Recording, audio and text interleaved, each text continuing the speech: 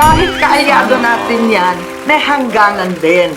Kung hindi na nila interest, hindi mo naman masisisi, Pilipino pa rin ang magtatanggol sa Pilipinas.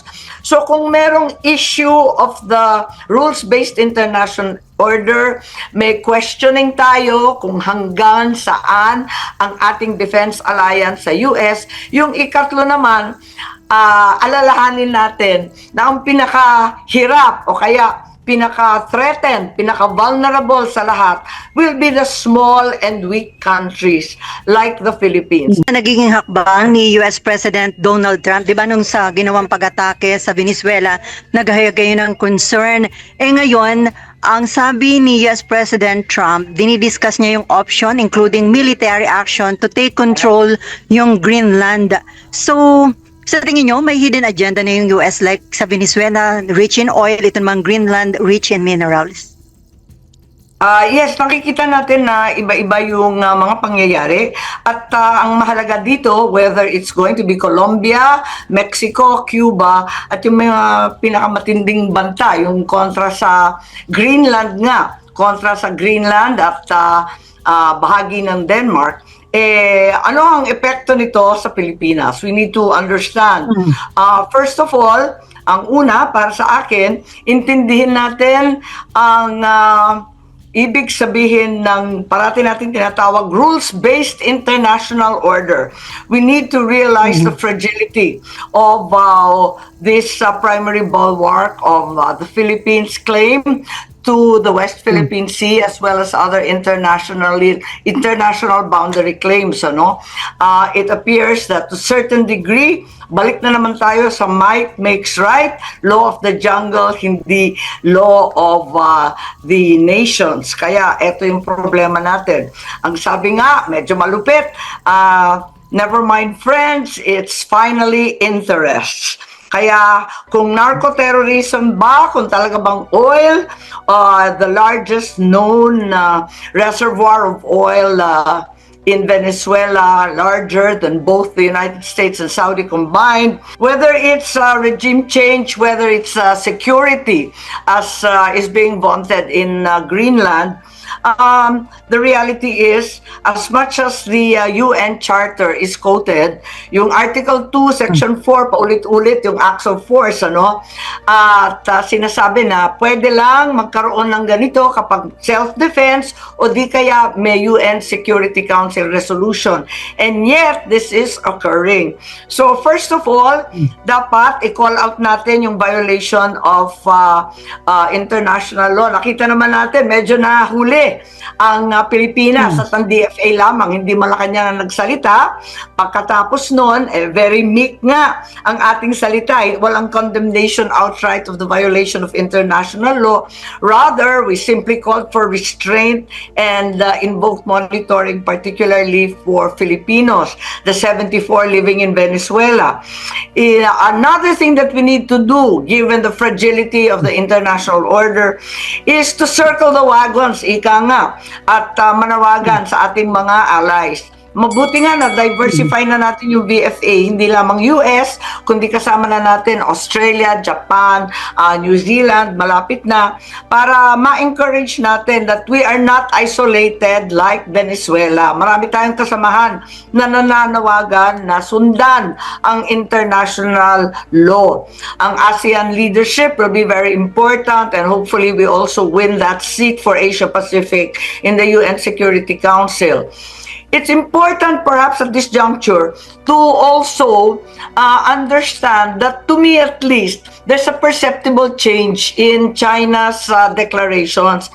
May sinabi kasi ang China na nabanggit nila overlapping EEZ claims in the South China Sea. Ibig sabihin, kinikilala nila yung construct ng UNCLOS na dati puro 9-dash line ang kiniklaim nila. Kaya palagay ko basehan tayo na mag-usap muli on a more practical negotiated level para ituloy yung mga organized resupplying missions, baka magkaroon pa tayo ng mga joint fisheries effort at baka magkaroon ng corporate and mineral exploration. Mas practical na lang kasi itong theoretical and philosophical notion ng rules-based international order, parati naman nababiolate pala at nagbabanta pa ng kasunod. So isa yun. Ikalawa, we need to question or at least begin to understand the meaning of the US-Philippine Defense Alliance. Sila yung ating pinakamalakas, matinding partner. Pero ang tanong, how ironclad is this partnership? And in fact, it is also subject to US interest. Ayun na naman, interest not friends, ano? Kaya, basahin natin ng maigi yung bagong labas ng December National Security Strategy ng US kung saan ang liwaliwanag na talagang Western Hemisphere na ang kanilang emphasis. Ang sabi nila, open and free ang Indo-Pacific area. So, ibig sabihin, unang-una, kailangan wag tayo masyadong dependent. Balik na naman tayo sa mahiwagang AFP modernization. At alam naman natin, nagbigay ang US ng 2.5 billion US dollars grant nung nakaraang buwan. At sana matuloy ito. Pero sa kabila nun, kinakailangan talaga na yung AFP modernization, nakaka-postpone natin, Horizon 1, hindi pa tapos, baka hindi na modern kapag natupad. At kinakailangan siguro, amend na natin yung AFP Modernization Act natin. Yung iba doon ay nakakahadlang na sa paggamit ng Filipino manufactured guns and so on. Pagkatapos yung ODA natin, yung demand na laging 25% grant. Pagkatapos yung MUP natin, yung pension, nakaka-demoralize ng ating retired and active officers. Higit sa lahat, yung ating sariling research and development, yung ating mga eskwelahan para mag-train, at yung, syempre, yung ating research ng AFP, magagaling ng ating mga engineers and scientists dyan. Ikalawa, ang liwanag dun sa US strategy, rebalancing with China. Nako, kung ang US magre-rebalance, yun ang word nila eh. Kung ang US rebalancing with China, higit dapat ang Pilipinas, ang lapit-lapit lang natin. So, wag tayo masyadong maangas, eto na naman, at isipin natin na yung ating kaalyado, ang ating inaasahan na US, rebalancing na dahil sa borders, sa supply chains, at dahil sa technology. Tapos, syempre, alalahanin natin na ang US talaga, yung NATO, medyo nabibitawan na, yung South Korea recently, so may retreat pa from Vietnam and Afghanistan. So, kahit kaalyado natin yan, may hangganan din. Kung hindi na nila interest, hindi mo naman masisisi, Pilipino pa rin ang magtatanggol sa Pilipinas. So kung merong issue of the rules-based international order, may questioning tayo kung hanggang saan ang ating defense alliance sa US. Yung ikatlo naman, alalahanin natin na ang pinakahirap o kaya pinaka-threatened, pinaka-vulnerable sa lahat will be the small and weak countries like the Philippines. We are not so different from Venezuela. We were colonized by Spain, we're Catholic. We also came under American domination, and there are significant US interests here. Ang sabi ng Amerikano sa kanilang national security strategy, economic security is national security. So ang ibig sabihin, yung oil ng Venezuela, wala naman tayo nun, pero ang Philippines ang fifth most mineralized country. So ayan, puhunan natin yung mga minerals, yung sinasabing rare earth. Pagkatapos, hindi natin mapapagkakaligtaan na yung geopolitical position ng Pilipinas. Sabi nga, we are prisoners of geography. At yung Pilipinas, Pilipinas and as a first island chain between the Pacific and the China Sea. So, importante talaga na magpakalakas tayo and syempre, constant dialogue with US, our partner, as well as with China, constant and on all levels, official, non-official, corporate, local, national, people to people ang communication. And finally, of course, the tactical cooperation with China in the same way that we have exercises with the United States and the VFA allies, tactical cooperations on a more practical level. Practical lang yung ating mga resupplying missions, ang ating communications, baka magkaroon pa ng fisheries, malay natin, pwede nang simulan yung pinag-uusapan ng matagal na joint exploration ng oil, minerals, at iba pa. So yun, maraming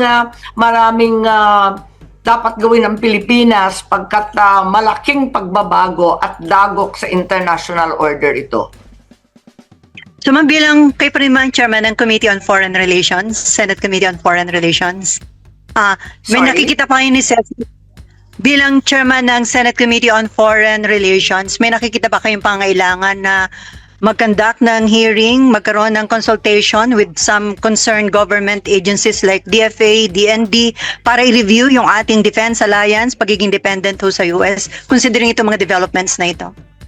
Well, hindi ko alam kung talagang hearing ang kinakailangan, pero dapat talaga na mag-isip-isip tayo at simulan na natin ang dialogue on all fronts, negotiations on all fronts, ang pagiging self-reliant at yung pag-aalyado natin. Magiging ASEAN leader tayo, pero nakita natin ang bilis ng condemnation ng ASEAN, lalo na Malaysia and Indonesia. Pero tayo, very meek ang statement galing sa DFA, walang salita yung Malacanang. So, wag tayo maiiwan o mahihiwalay sa ating mga kapitbahay sa Barangay Asia. Ganon din, magkakaroon ng APEC sa China at kung sakasakali ang Pilipinas ay maupo sa UN Security Council, dapat i-exploit natin itong mga posisyon na ito para magkaroon ng panibagong alignment at kagrupo natin ang ating mga kapitbahay sa Asia Pacific. Wag tayo nag-iisa katulad ng Venezuela. Nakita natin, naging very vulnerable sila dahil isolated. Ma'am, may basis ba yung mga pangamba na baka makaudyok sa iba pang powerful country like China yung ginagawa ko ng US? Well, maraming nagsasabi na as a matter of fact, yun din ang ginawa ng Russia sa Ukraine, dinampot na lang, palibasa mas mahina. Katapos, yun nga, baka maisip na lang daw ng China na gawin din yung ganon. Ako naman, talagang kinakailangan talaga, these are very, very dangerous and volatile times. We have to be agile and open to discussion, to debate, to dialogue with all our defense partners as well as our allies and neighbors in Asia. So I think we have to broaden and expand our foreign policy notions to include what has occurred. On a personal note, hindi na ito bilang chairperson ng foreign relations, alam natin na hindi ito kauna-unahang pagkakataon na nakialam ang US sa domestic affairs. Nakita na natin yan, 1983, yung Grenada, 1988, nakita natin yung Noriega. Nung dati pa, nung bata pa ako, naririnig ko na pinatay si Allende. Marami talagang kwentong ganito. Pero para sa akin, may tunog personal to dahil sa 1986. At ang paniwala ng aking ama, ng aking nasawing ama, kinidnap talaga kami sa Malacanang. Dinala po kami sa Hicam Air Base sa Honolulu, pati sa Anderson Air Base sa Guam. Kaya nangangamba talaga ako kasi personal ang dating nito sa akin. Ako ang kahuli-huli ang magtatanggol kay Maduro. Ganun pa man yung sinasabi noon ng ilang pangulo natin, sabi, governed like hell, governed like heaven, di ba? Basta Pilipino dapat. Kaya medyo nakakakaba talaga. kinakailangan mag-realign tayo sa ating mga kapitbahay, diversify our alliances, and begin to think on a practical and tactical level with China, with the US, and all our other significant allies. Ma'am, konting ano lang ako dyan sa issue na yan. May worry ba kayo na baka mangyari sa atin yung nangyari sa Venezuela? Specifically because we also have, kumbaga may pwedeng maging interest sa atin, hindi man langis, kung di mineral, tsaka yung atin pong geopolitical location po. Yes, there's always a concern, pero kaya kailangan nga na kausapin natin lagi ang US, parati tayo makipagtalakayan. Nagpapasalamat tayo sa malaki nilang ibibigay doon sa kanilang bagong batas noong December, yung 2.5 billion, yan ang pinakamalaking military assistance so far na binibigay ng US sa atin. Kaya malaking bagay yon. Pero at the same time, kinakailangan maghanda rin tayo ng sarili nating efforts, ano, yung Horizon 3 na tayo dapat sa AFP modernization, hindi pa matapos-tapos yung Horizon 1. Kaya talagang nakakaawa yung ating AFP. Ganon din, kailangan mas modern na tayo yung research and development. The art of war, as it were, has changed profoundly with the Ukraine crisis and the use of drones in place of humans. So, siguro, dapat alamin din natin itong mga agos ng pagbabago at teknolohiya. Ma'am, Talagang may pangamba sa amin, alam ninyo. Sa amin kasi napakalapit namin sa Taiwan. Ang totoo, sa pagudpod, abalang-abala yung mga tao pagkat nakikita yung pagkarami-raming mga fighter jet at saka frigates ng mga China doon sa Taiwan. Kitang-kita at dinig na dinig namin dahil napakarami nila nung nag-live fire exercise sila noong December.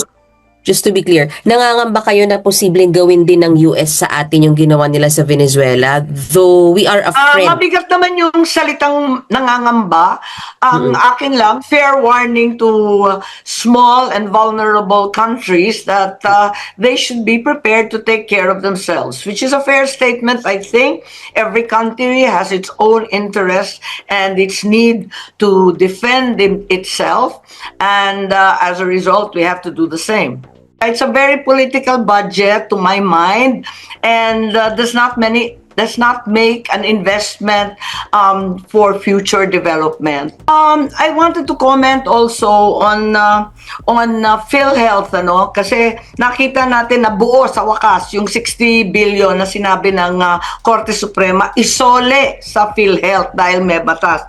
Ako'y nangangamba dito sa tinatawag natin na the keenness, the eagerness of the national government to gouge the government corporations. Parang parating sinasabi may excess revenue, excess funds ang PhilHealth. Yun ang dahilan nun. Pagkatapos nun, yung PDIC, nanganganib yung mga bangko kasi 107 billion na naman ang kinuha. Tapos para itatag yung Maharlika, di ba, yung DBP at LBP nagpasaklolo kasi nakuhanan sila na napakalaking pera, naging tagilid tuloy at kine-question sila. Ganon din yung GSIS na ginagamit sa napaka-questionable na mga investment kuno sa Alter Energy, DG Plus, NISE, kung ano-ano, NISIN.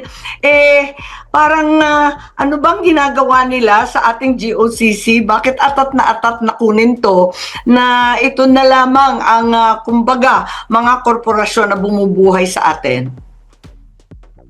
Opo, ma'am, sorry, sasegue lang po ako sa Joint Congressional Oversight Commission na binabanggit po ni Senator Win Gatchalian na bubuuin. Yes, that's correct. Opo, will you support that, ma'am? Anong thoughts niyo po on that? Well, I think that's a good move, but I cannot understand exactly how it will operate, and it was not discussed who would be part of it and what its powers and functions would be.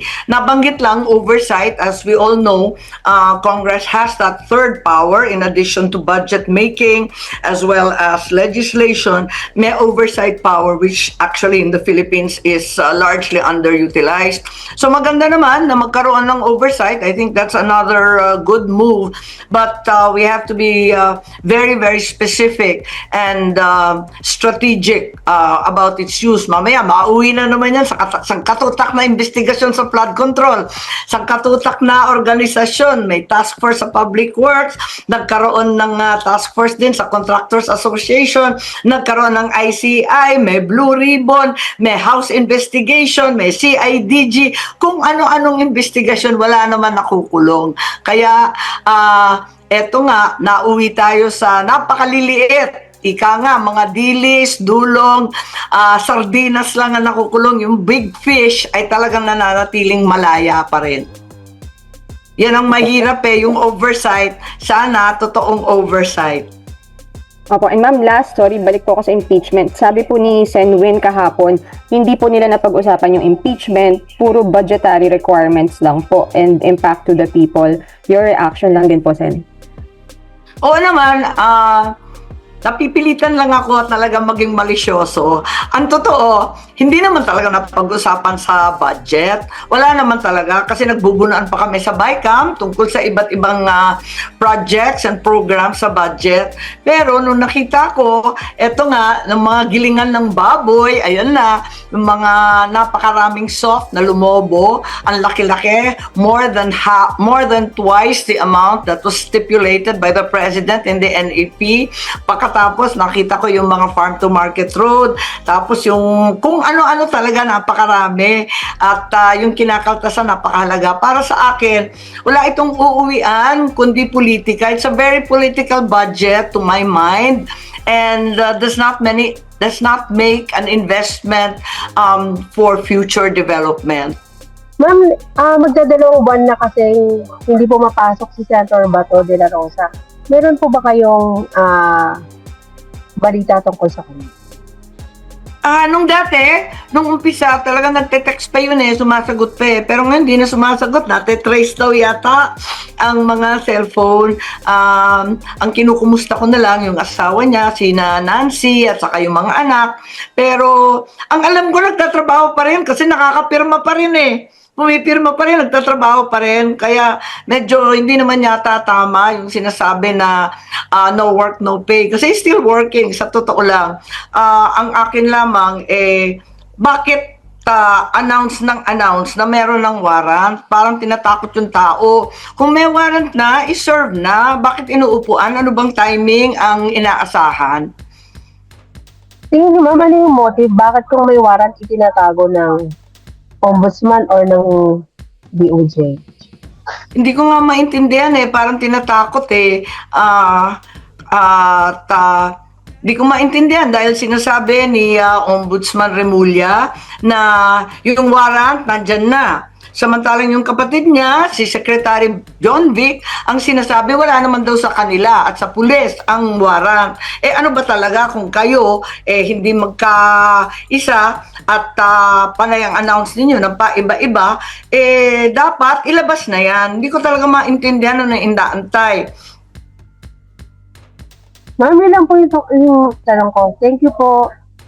I'm not sure why they're dangling this like a Damocles sword over Senator Bato de la Rosa. I think it's unfair, and if the warrant is actually there, it should be issued, it should be served and responded to by the lawyers. Salamat po. Ma'am, ang susunod po si Ann ng Brigada. Hi, Ann. Sorry, hindi tayo natuloy kanina. Go lang po, ma'am. Good morning po, Sen. Sen, tanong ko lang po, given na tinatawag nyo nga po na giniling at pinira-piraso itong budget, ano po yung parang na-foresee nyo na possible na mangyari dito sa 2026 natin? Kung i-encapsulate din nyo siya sa one word. Well, sinabi ko na nga giniling, pero baboy pa rin. Ang akin lamang talagang very political budget nga siya dahil it provides so much ayuda in very, very curious cases. To my mind, talagang kailangan ng ayuda kapag may sakit sana linagay na lang sa ospital. Talagang kailangan ng tulong pag nasalanta ng bagyo, lindol at putok ng bulkan. Pero hindi naman linagay sa NDRRMC kundi kung saan-saan. At kahit may special provision, kasi sabi doon may special provision, ang politiko at mga legislators hindi maaring makialam sa distribution. Pero hindi maiiwasan, may bulong-bulong pa rin yan, may endorse, may palakasan, at meron rin mahihina sa oposisyon na forever na lang FLR or for later release or for never release. Ganon talaga yon. So, in one word, it's a hugely political budget. Okay, balas then, given that po na sa tingin nyo hugely political budget siya, within the 2 years po na natitirang term po ng kapatid nyo na si PBBM, do you think may pag-asa pa po ba na may reclaim nyo itong pangalan po ninyo na Marcos? Nanghihinayang po ako, 2 taon na nga lang, wala pa tayong nakikitang napakagandang infrastructure. Palagay ko, yung inaasam-asam ng tao nung bumoto, nung 2022, ay magkakaroon ng Marcos Infrastructure Renaissance, ano? Yung mga public transport, napapawi sa traffic natin. Yung mga kakulangan ng kalsada, tulay, at iba pang infrastructure sa Mindanao, masasagot na. Yung mga latest summer bridges, sana naging Negros, Guimaras, etc. bridges, Iloilo, lahat yung mga tulay ng Cavite, Bataan. Ewan ko kung may pag-asa pa habulin yan in the next 2 years kasi mga big time project yan, hindi naman agad-agad magagawa. Higit sa lahat, hindi naman natin pwedeng pilitin ang ating mga foreign donors and lenders pagkat hindi naman tayo nagbabayad ng ating share. Kaya nanghihinayang talaga ako, nakakaiyak, ang tindi ng mandate noong 2022, naubos dito sa kalokohan ng flood control, ayudang na politika at kurakot na hanggang ngayon, wala pang nakukulong na mga big time na politiko. Sen, last na lang po sa end po. Sabi niyo po sa mga ilang interviews na panood ko po, sabi niyo parang holiday season na pero hindi pa rin kayo nagkakaroon ng family reunion, and you even admitted na hindi na po kayo totally nakakapag-usap po ni PBBM. But since it's New Year and sinasabi new beginning, what's your message to your brother po? Especially na in the recent survey po, bumagsak po siya. Ano bang message pa? Kasi talagang matagal na rin ng ganyan sa pamilya. Medyo malungkot nga, pero binibisita ko naman yung nanay ko. Okay naman yung nanay ko, 96 years old, matibay. At malungkot nga lang kasi hindi nga nagtitipon-tipon. Ano ang message ko sa aking kapatid? 2 taon na lamang at talagang pinaglaban natin to. Sayang naman at nauwi sa ganito. Ano bang message ko? Mahirap magpadala ng message hindi masyado nakikinig. Walang naririnig kapag ayaw marinig. Pero Sen, may plan po ba kayo na mag-initiate ng pakikipag-usap sa kanya personally para makausap nyo rin po siya since sabi nyo nga po 2 years na lang yung remaining at nakakapanghinayang din? Ay, hindi. Mahirap na kasi iba na kasi sa palasyo ngayon. Maraming naghahari doon. Hindi ka talaga makapasok. At kahit makakausap mo siya, talaga iba yung nasusunod. Okay, thank you po, Sen. Next na po ata si Ma'am Celi po. Sorry, wala akong masagot na maayos, no? kasi dinidedman naman tayo.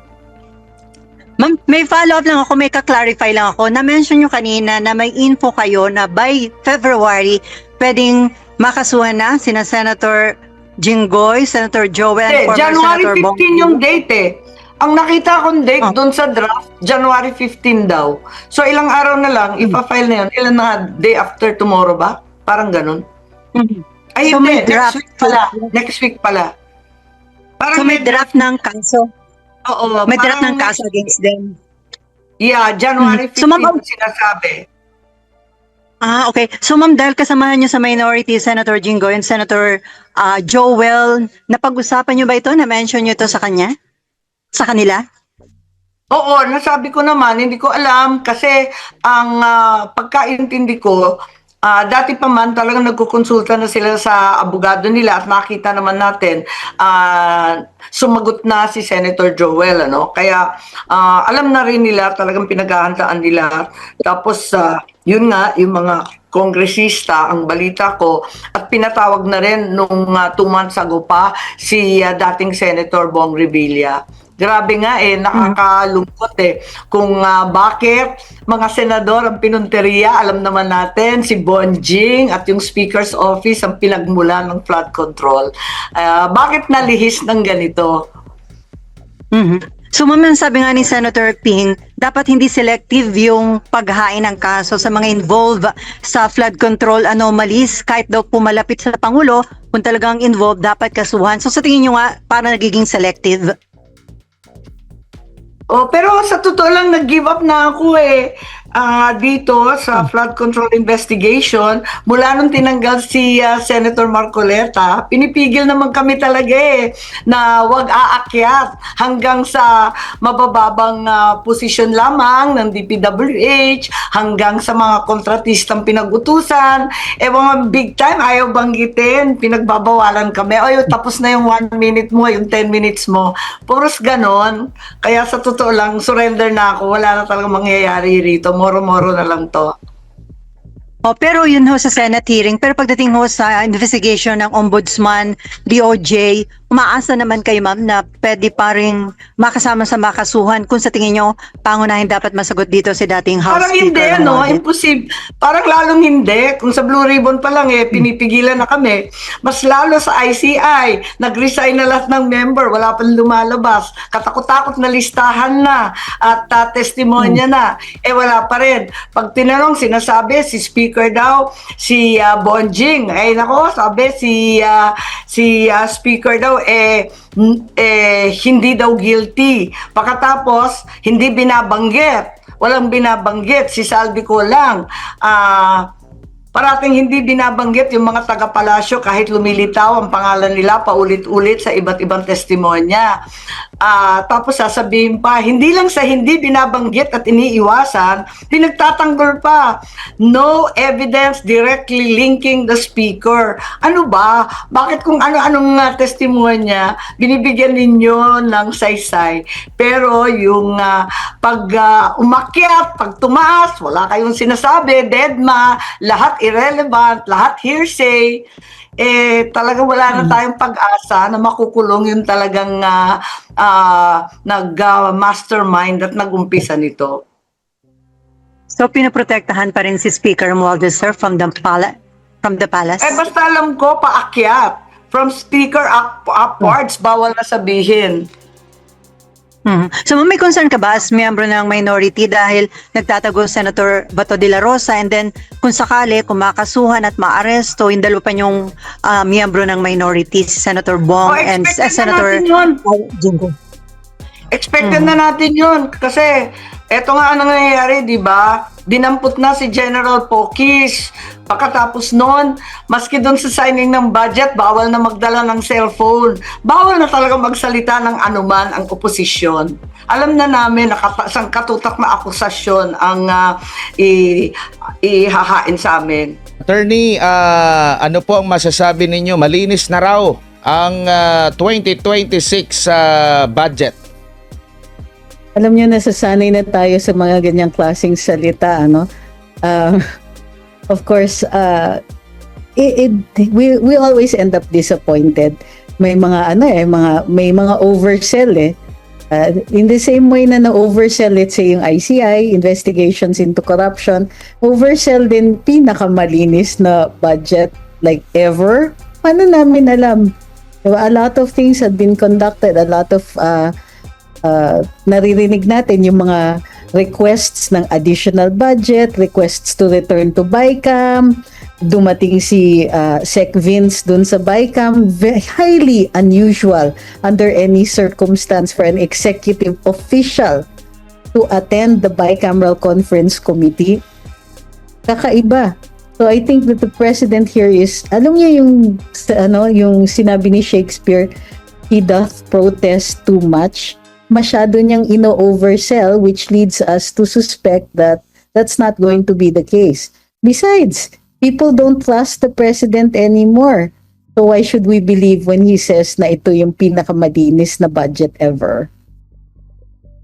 Opo, at sabi po ni Senadora Amy Marcos, marami daw po doon na mga foreign assisted project ang Yes. pinagbabawas po. Naalala ko lang po 2025 SONA. Ang sabi ng Correct. Pangulong Marcos Jr.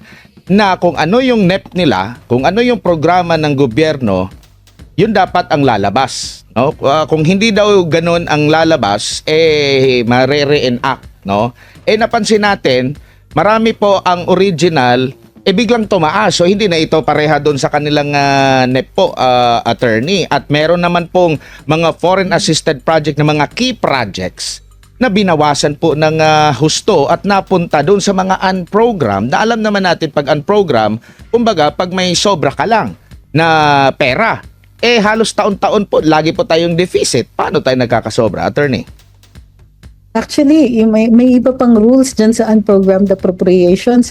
Kinukuha yan dun sa uncollected taxes. Pero uncollected kumbaga new taxes, tapos i-collecta nyo that year. Hindi naman tayo nag-impose ng mga bagong taxes. So, saan nanggagaling yung unprogrammed appropriations? Normally nga yan is katulad po dati ng DAP at saka PDAF na i-defund mo yung ibang mga proyekto para ma-channel into something else.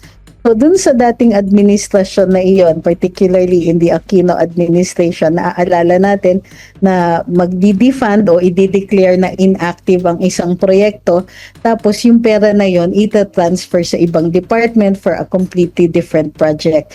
Sinabi ng Korte Suprema, bawal yon. So in 2013, sabi ng Korte Suprema, bawal yung mga pork na yan. Pero dito, after all the bad publicity ng pork na nga yan, na ganyan, and then after claiming na ito, maganda na yung budget, maayos na yan, makikita natin na ang daming pork. So, alam natin na pork yan. Kapag mayroong NEP, tapos meron tayong dinagdag, then alam natin these are insertions of some kind. So, kanya-kanya yan, para-paraan yan. So in this budget, nakita natin nag-over twice the original amount yung farm to market roads. Sabi nga ng iba, farm to mansion roads. So yung mga ganyan, again, it puts us on our guard and highly suspicious kapag dinadagdagan natin yung NEP.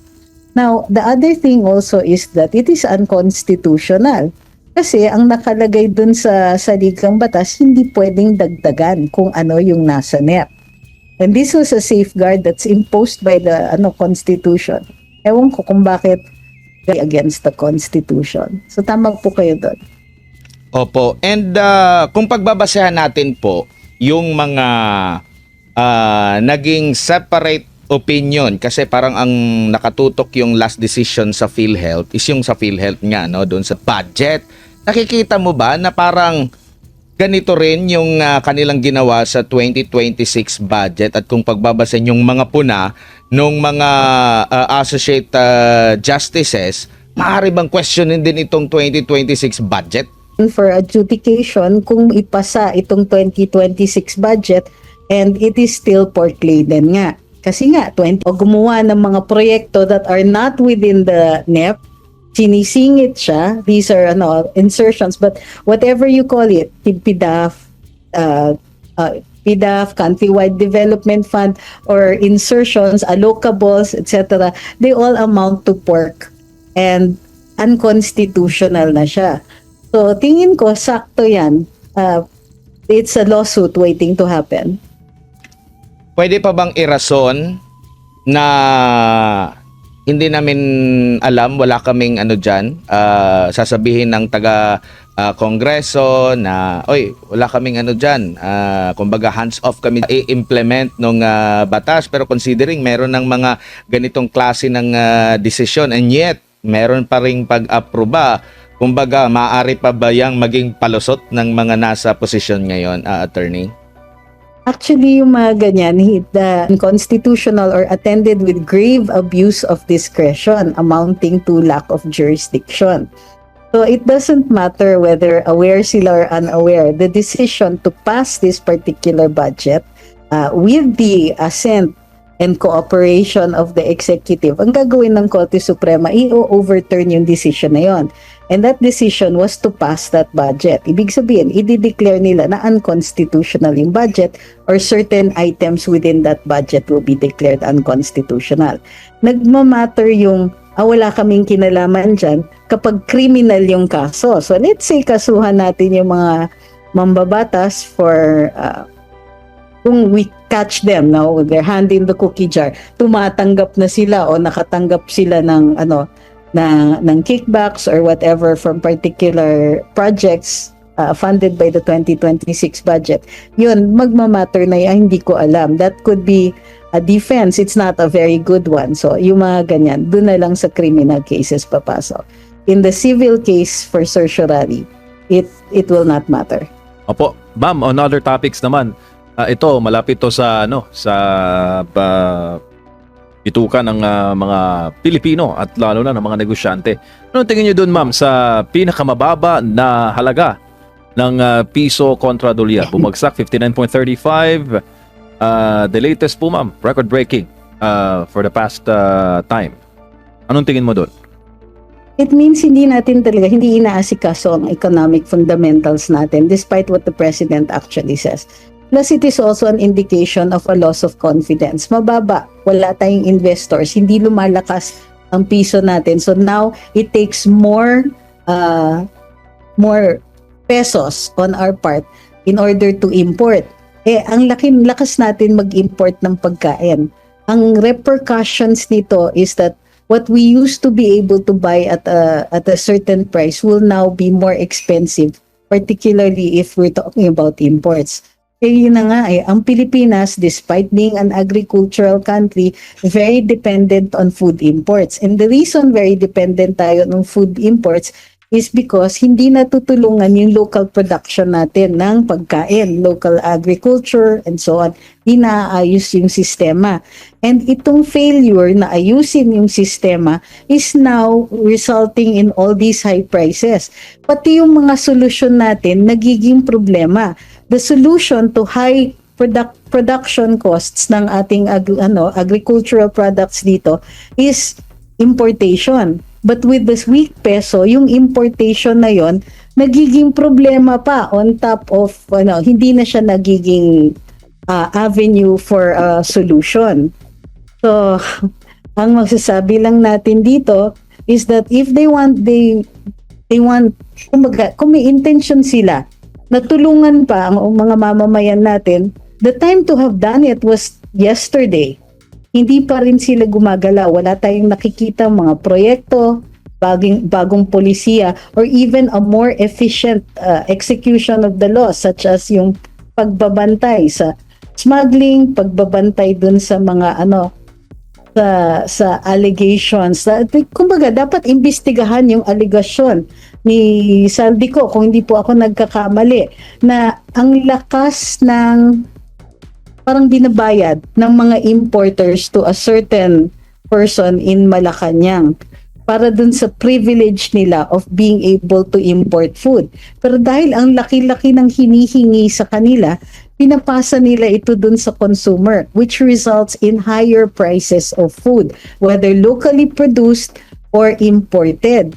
So, in the end, di ba, kumbaga, it is within the power of the president na ayusin itong problema nito para kahit paano, in spite of worldwide issues economically, kahit paano sa Pilipinas, mamitigate natin yung problema.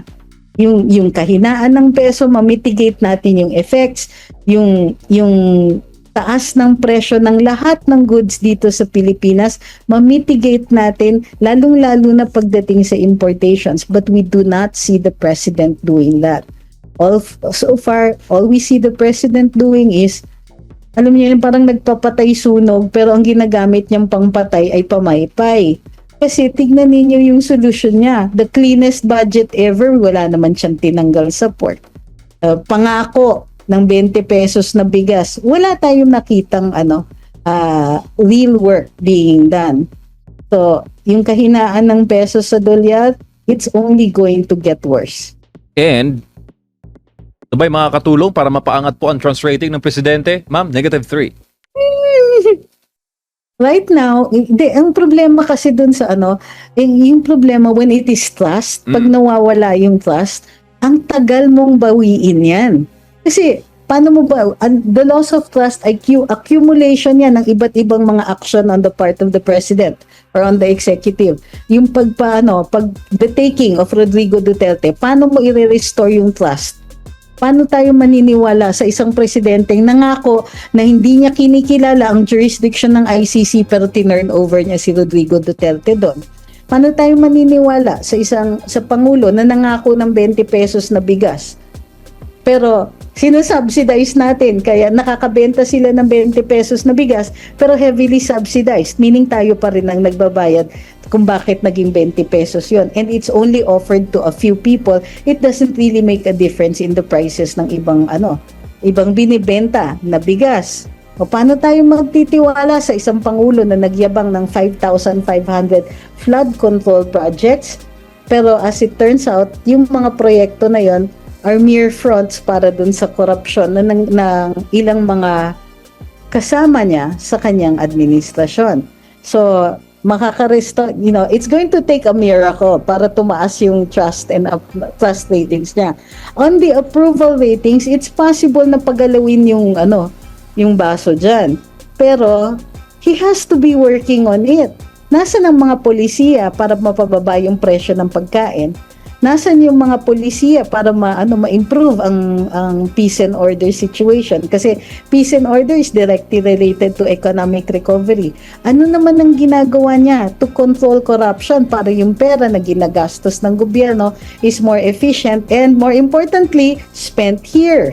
Pero wala So, nakikita ko natin actually that he's going to do, kung puro lip service lang, is going to affect his trust and approval ratings, except possibly para lalong bumaba.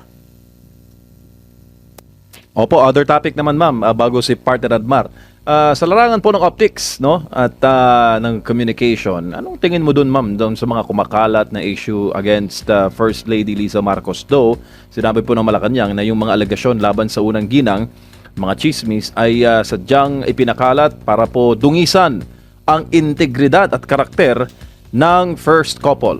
Ma'am, nag-viral yun Yung bago, yung bago ma'am, itong yung bago. yung may paggamit di umano ng pinagbabawal na gamot at saka yung mga sexual conduct, quote-unquote, binabasa ko lang itong article ng isa pong pahayagan. Alam nyo, it's very difficult to talk about the First Lady kasi hindi siya public official, sa totoo lang. But she is a public figure. So, pwede siyang, public interest pa rin na pag-usapan siya. The problem is, so we've already accepted the fact na hindi sila sumasagot. There is no transparency. Hindi sila open. Hindi sila, and worse, ang nangyayari, pagka pinag-uusapan sila, which cannot be helped, nagagalit sila and they take it out on the people who are talking, the people who are asking questions. Siyempre, pag-uusapan sila, totoo man o hindi ang lumabas, the best solution para sa kanila sa Malacanang is to meet the issue head-on. Ang kaso na sanay tayo, I won't dignify that, hindi yan totoo, pero it's so lame ang datingan. Like, they don't put any effort at all into it. Like, it's very uncomfortable for them na pag-usapan kasi, baka may lumusot, baka may masabi, baka may madulas, less talk, less mistake. Yun ang impression na nakukuha natin. I'm not saying na they should react to every little thing.